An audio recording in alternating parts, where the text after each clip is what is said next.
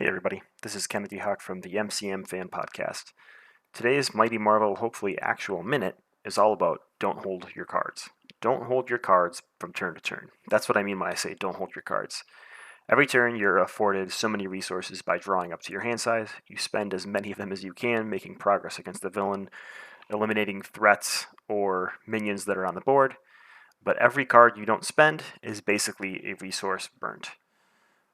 Why is that? Why do I say don't hold your cards? Like I just mentioned, each time you hold a card in your hand from turn to turn, you're basically not spending a resource. And this is one of the biggest mistakes I've seen new players and people that I'm teaching the game to make, is that they'll hold a card from turn to turn because you read the text in the cards and they all sound so exciting and so amazing it's hard to throw one away. Ultimately, if you're holding a card every turn instead of playing it, let's say you have a 5-card hand size and it takes you 6 turns to get through your deck, you've now held back 6 cards. That's 6 less resources that you've spent against the villain. If you hold back 2 cards, that's 12 less resources you used against the villain. You're basically just giving the villain multiple free hero turns that you're not spending your full efficiency. So think about that every time you decide to hold a card back and whether or not you are using all your resources effectively. There are some cases where you shouldn't spend all the cards in your hand, but I wanted to go over one example that I've seen on a lot of streams and in a lot of discussion recently, and that is all about Hawkeye's quiver. So this example came up on a stream recently where Hawkeye had a sonic arrow on his quiver, and he also had a sonic arrow in his hand. And in this case, you should always play the cards from your hand, because every card you hold in your hand from turn to turn is a resource that you're not gaining to spend in future turns. So if you imagined playing Sonic Arrow from hand using the strength in your hand, you now draw a new set of 5 cards. You still have Sonic Arrow at your disposal because it exists in your quiver, but you're not eliminating a resource or drawing less cards to get there. Instead, if you had played Sonic Arrow from your quiver and spent that strength and then held that Sonic Arrow in your hand, it is true you'd still have access to Sonic Arrow on your next turn, but you'd have Sonic Arrow plus 4 cards instead of the Sonic Arrow in your quiver plus 5 cards. So that's just one example of where not spending out your full hand and doing something on the board instead can cause problems. There's lots of cases where that can happen. So always think about how can I optimize my hand so that I use all the cards. And there's a few cases where maybe that doesn't make sense. I don't have separate slides on all of them, just a list sort of. So there's a couple of times when you might want to think about holding a card from turn to turn. And if you've listened to the podcast before, I always talk about this technique of spending all your cards. Anything you don't is a waste. There are some cases where the opposite is true. In multiplayer games, if you're about to deck out, and especially if it's like a 4-player game and you see everyone's about to deck out on the same turn, when you deck out, you are going to be dealt an encounter card. So whether it's solo or multiplayer, you know your board state best. If you're about to deck out and you can avoid decking out by holding on to one card and you don't have a stable board state, then do so.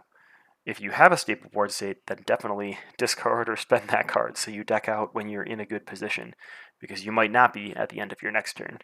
This is especially important in multiplayer, like I said, with 4 players. If you can go swing from 8 cards to 4 cards, depending on what the board state looks like, maybe things are already out of control for your team, so you all avoid decking out. Or maybe things are under medium control, so 2 of you deck out, that way you have 2 turns of 6 cards instead of 1 turn of 8 cards. Or if the board is completely clear and you're all ramped and ready to go, maybe you all deck out right away so that you can have a bursty turn in the next round. So remember how many cards are left in your deck and think about whether or not spending all the cards will force you to deck out. Another situation is comes up a lot in protection actually, and some hero cards. But if you have powerful responses or interrupts that happen during the villain phase in your hand, it can be hard to spend them.